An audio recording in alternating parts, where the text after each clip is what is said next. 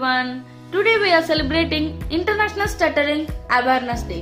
In 1998, October 22nd was designated as an International Stuttering Awareness Day.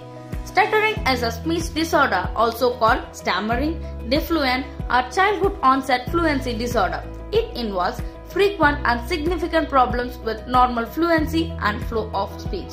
People who stutter know what they want to say but have difficulty saying it.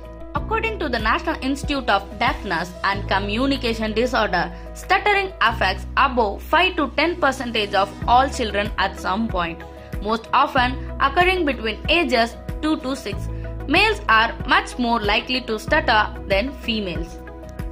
Effects of stuttering: physical problems, having speech difficulty and muscle tension. Psychological problems. People may have negative emotions, embarrassments, frustrations, shame, lower self-confidence and self-esteem. There are two types of stuttering. They are developmental and acquired. Developmental stuttering is most common in children younger than 5 years old, particularly males, and this type occurs as they develop their speech and language abilities. It usually resolves without treatment.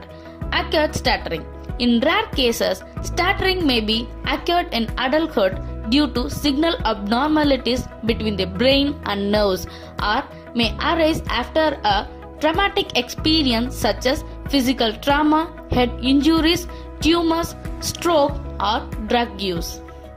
Characteristics of stuttering people: hesitation or passing before starting to speak, prolongation and repetition of words, sounds, and syllables. Brief silence for certain syllables or words and passes within words.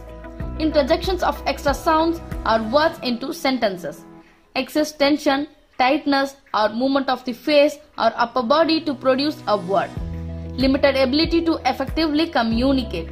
Stuttering may be worst when the person is excited, tired, under stress, or when feeling self-conscious, hurried, and pressured.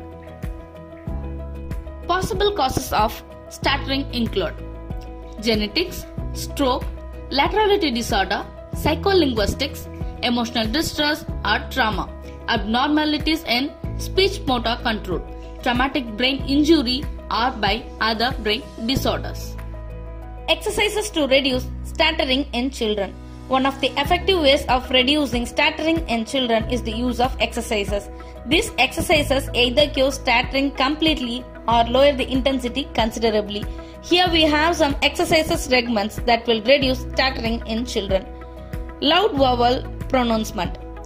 Children who stammer should be asked to pronounce each of the vowels beginning from A through to E, I, O and U. The child should be very articulate while pronouncing the vowels. Passing technique.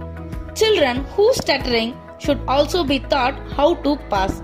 The idea is to teach a child to pass while uttering a sentence by passing after the first word within the sentence, followed by passes after 2 to 3 words.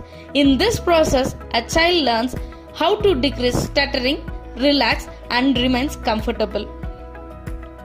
Drinking through a straw technique. Drinking through a straw is one of the oral exercise that helps to deal with stuttering. As the child continues drinking from a straw, stammering should decrease as well. Breathing tactically. Encouraging the child to stop breathing from his or her chest but from the belly.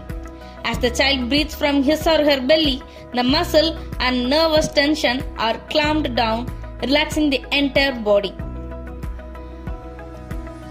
General instructions. Avoid making commands such as speak more slowly, don't get nervous, and so on. Never help the stuttering children completing their phrases. Maintain good eye contact. When the stuttering people overcome the blocks, don't say phrases like you did. Stuttering people are not less than us. They also have the same abilities and opportunities as us. We have to spread our hands and help them to explore their potential in this world. International Stuttering Awareness Day provides hope to people who stutter by showing them they are not alone and by providing them with resources to improve their speech.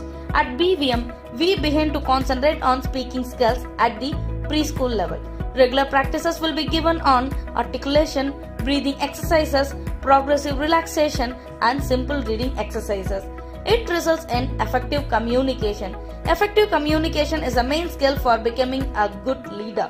At BVM, students get the unique opportunity of learning leadership qualities to bring a change for creating a better world. Once again, I wish you all a happy International Stuttering Awareness Day.